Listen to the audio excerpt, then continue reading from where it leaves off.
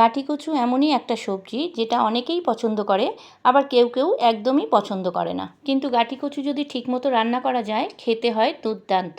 মাছ মাংস দূরে সরিয়ে রেখে ওই গাঁটি কচু দিয়ে আপনারা কিন্তু এক থালা ভাত খেয়ে নিতে পারবেন। নমস্কার বন্ধুরা, আমি ঝুমাস ক্রিয়েশন 2.0-তে আপনাদের সবাইকে স্বাগত জানিয়ে আমার আজকের রেসিপি শুরু করছি। আমার আজকের রেসিপি গাঁটি কচু চিংড়ির দম। আমি জানি আপনারা সবাই গাঁটি কচুর দম করতে পারেন, তবে আমি কিভাবে করলাম সেটাই আপনাদের সঙ্গে আজকে শেয়ার করছি। তাহলে চলুন দেখা যাক গাঁটি কচুর দমের রেসিপি।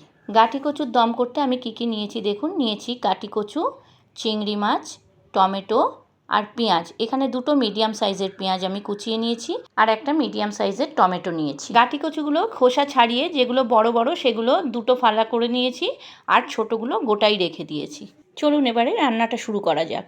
প্রথমে একটা প্রেশার কুকার নিলাম। প্রেশার কুকারের মধ্যে গাঁটি কচুগুলো দিয়ে দিলাম। গাঁটি কচুগুলো আমি সিদ্ধ করব, কিন্তু 50% সিদ্ধ করব। তার জন্য প্রেশার কুকারে 2 কাপ জল দিলাম, সামান্য একটু নুন দিলাম। এবার প্রেশার কুকারের ঢাকাটা দিয়ে একটা হুইসেল পড়বে সেরকম সময় আমি কিন্তু গ্যাসটা অফ করে দেবো। পুরো হুইসেল দিলে কিন্তু কচুগুলো গলে যাবে। প্রেশার কুকারটা নামিয়ে সঙ্গে সঙ্গে কিন্তু ঢাকাটা খোলার ব্যবস্থা করবেন। বেশিক্ষণ প্রেশার কুকারের মধ্যে কচুগুলো রাখবেন না। এবার ওভেনে কড়াই বসিয়ে 2-3 চামচ মতো সর্ষের তেল দিলাম। তেলটা গরম হলে আমি কচুগুলো দিয়ে দিলাম। দেখুন কচুগুলো কিন্তু 50% সিদ্ধ হয়েছে, পুরোপুরি সিদ্ধ হয়নি। এবার এতে দিলাম সামান্য একটু হলুদ আর সামান্য একটু নুন। নুনটা এই হাফ চামচের একটু কম দিয়েছি। এরপর খুব ভালো করে এটাকে ভেজে নিতে হবে। কচুগুলো যখন ভাজবেন তখন কিন্তু গ্যাসটা হাই ফ্লেমে রাখবেন আর অনবরত নাড়বেন। আমার এই রেসিপিটা যদি আপনাদের ভালো লাগে বন্ধুরা, আমার চ্যানেলটাকে সাবস্ক্রাইব করে দেবেন, লাইক কমেন্ট শেয়ার করবেন আর পাশে থাকা বেল আইকনটা প্রেস করে দেবেন, যাতে আমার ভিডিও আপলোড হওয়ার সাথে সাথে আপনাদের কাছে নোটিফিকেশান পৌঁছে যায়।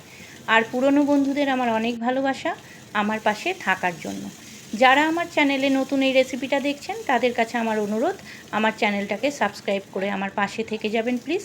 আমিও কথা দিচ্ছি আপনাদের পাশে থাকবো। দেখুন কচুগুলো কিন্তু লাল লাল করে ভাজা হয়ে গেছে। এবার আমি এগুলো তুলে নিলাম। এবার ওই কড়াইতেই আবার 2-3 চামচ মতো সর্ষের তেল দিলাম। তেলটা গরম হলে চিংড়ি মাছগুলো দিয়ে দিলাম। চিংড়ি মাছগুলো হালকা ভাজা হলে তুলে নেব, খুব বেশি চিংড়ি মাছ ভাজার দরকার নেই। আমি এখানে শুধু গাঁটি কচুর দম করেছি, আপনারা চাইলে এখানে আলুও দিতে পারেন। তবে গাঁটি কচুর দমটা শুধু যদি করেন তার টেস্টটা একটু অন্যরকম হয়, খেতে কিন্তু খুবই ভালো লাগে। মা ঠাকুমা দিদিমাদের হাতের হারিয়ে যাওয়া এই রেসিপিগুলো যখন নিজেরা রান্না করে খাই তখনও মনে হয় মা ঠাকুমা দিদিমারাই সেরা ছিল। দেখুন চিংড়ি মাছগুলো ভাজা হয়ে গেছে, এবার ওইগুলো তুলে নিলাম। এবার ওই তেলের মধ্যেই 1 চামচ গাওয়া ঘি দিলাম একটা শুকনো লঙ্কা, একটা তেজপাতা আর সামান্য একটু জিরে। ফোড়নগুলো দিয়ে যখন সুন্দর একটা গন্ধ বেরোবে তখন আমি এতে পেঁয়াজ কুচিগুলো দিয়ে দিলাম। পেঁয়াজ কুচিগুলো দিয়ে কিছুক্ষণ নাড়াচাড়া করে আমি কড়াইটা ঢেকে দেবো গ্যাসের ফ্লেম লো করে, তাতে পেঁয়াজগুলো একটু নরম হয়ে যাবে। আপনারা কে কোথা দিয়ে আমার এই ভিডিওটা দেখছেন বন্ধুরা কমেন্টে জানাবেন, আর রেসিপিটা কেমন লাগলো সেটাও কিন্তু কমেন্টে জানাতে ভুলবেন না। দেখুন কিছুক্ষণ পর ঢাকা খুলে দেখলাম পেঁয়াজগুলো নরমও হয়ে গেছে আর একটু লালচে রং ধরেছে। এইবার এতে আমি টমেটোগুলো দিয়ে দিলাম। টমেটোটা দিয়ে আবার কিছুক্ষণ নাড়াচাড়া করে কড়াইটা ঢেকে দিলাম 2-3 মিনিটের জন্য, গ্যাসের ফ্লেম লো করে।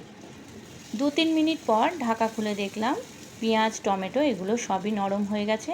এবার আমি এতে দিলাম 1 চামচ কাঁচা লঙ্কা বাটা, হাফ চামচ রসুন বাটা, হাফ চামচ আদা বাটা, হাফ চামচ হলুদ গুঁড়ো, হাফ চামচ কাশ্মীরি লঙ্কার গুঁড়ো, হাফ চামচ ধনে গুঁড়ো, হাফ চামচ জিরে গুঁড়ো দিলাম, হাফ চামচ নুন আর হাফ চামচ চিনি। এবার সামান্য একটু জল দিয়ে আমি মশলাগুলো খুব ভালো করে কষিয়ে নেব। টেস্টের ব্যালেন্সের জন্য আমি অল্প বিস্তর চিনি সব রান্নাতেই দিই, আপনারা চাইলে চিনিটাকে স্কিপ করতে পারেন, তবে চিনিটা দিলে খেতে কিন্তু ভালো লাগে। মশলাটা খুব ভালো করে কষিয়ে নিতে হবে। মশলা থেকে যতক্ষণ না তেল ছাড়ছে ততক্ষণই কিন্তু মশলাটা আমি কষিয়ে নেব। দেখুন মশলা থেকে কিন্তু তেল ছেড়ে দিয়েছে। এবার আমি এতে কচু আর চিংড়ি মাছ ভাজাগুলো দিয়ে দিলাম। এবার খুব ভালো করে কচু আর চিংড়ি মাছটা মশলার সঙ্গে কষিয়ে নিতে হবে। কচুর দম কিন্তু আমরা অনেকেই অনেক রকমভাবে করি, তবে একবার আপনারা এইভাবে করে দেখুন, আপনাদেরও কিন্তু ভালো লাগবে।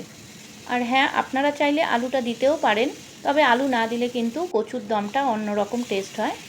দেখুন কচু চিংড়ি মাছটা মশলার সঙ্গে খুব ভালো করে কষিয়ে নিয়েছি। এইবার আমি এতে 2-3 কাপ মতো জল দেব। খুব বেশি জল দেব না, কারণ কচুগুলো 50% সিদ্ধ হয়ে গেছে আর 50% সিদ্ধ করতে কতটা জল লাগে সেই মতোই জল দেবেন। তবে আমি এখানে 2 কাপ মতোই জল দিয়েছি। কিছুক্ষণ নাড়াচাড়া করে আমি কড়াইটা ঢেকে দেবো মিনিট 5 জন্য গ্যাসের ফ্লেম লো করে। তাতে কচুগুলো যেটুকু সিদ্ধ হওয়া বাকি আছে সেটুকু সিদ্ধ হয়ে যাবে। দেখুন 5 মিনিট পর ঢাকা খুলে দেখলাম কচুর দমটা অনেকটা ঘন হয়ে গেছে। আর কিছুক্ষণ ফুটিয়ে আমি কিন্তু এটা নামিয়ে নেব। আর কচুগুলোও কিন্তু সিদ্ধ হয়ে গেছে। কাছের দূরে নতুন পুরনো সকল বন্ধুদেরকে জানাই আমার আন্তরিক ভালোবাসা, কারণ আপনারা না থাকলে আজ আমি এত দূর এগোতে পারতাম না। তাই আপনাদেরকে জানাই আমার অন্তর থেকে ভালোবাসা। নামানোর কিছুক্ষণ আগে আমি সামান্য একটু শাহি গরম মশলার গুঁড়ো দিয়েছিলাম। আপনারা চাইলে ধনেপাতার কুচিও এখানে দিতে পারেন। দেখুন কচুর দম কিন্তু প্রায় রেডি। আর কিছুক্ষণ নাড়াচাড়া করে গ্যাসটাকে অফ করে দিলাম। এরপর আমি একটা সার্ভিং বলে এটা ঢেলে নেব। দেখুন তো হয়েছে না লোভনীয়, খেতেও কিন্তু অসাধারণ হয়েছিল। আপনারাও একবার এইভাবে কচুর দম করে নিন, আপনাদেরও ভালো লাগবে। আপনারা যারা ফেসবুক থেকে আমার এই রেসিপিটা দেখছেন আমার ফেসবুক পেজটাকে ফলো করে দেবেন। আর যারা ইউটিউব থেকে দেখছেন আমার ইউটিউব চ্যানেলটাকে সাবস্ক্রাইব করে আমার পাশে থেকে যাবেন প্লিজ। আপনারা ভালো থাকুন, সুস্থ থাকুন। আবার আসবো আমি অন্য দিন অন্য কোনো রেসিপি নিয়ে। আজকের মতো চলি। ধন্যবাদ বন্ধুরা।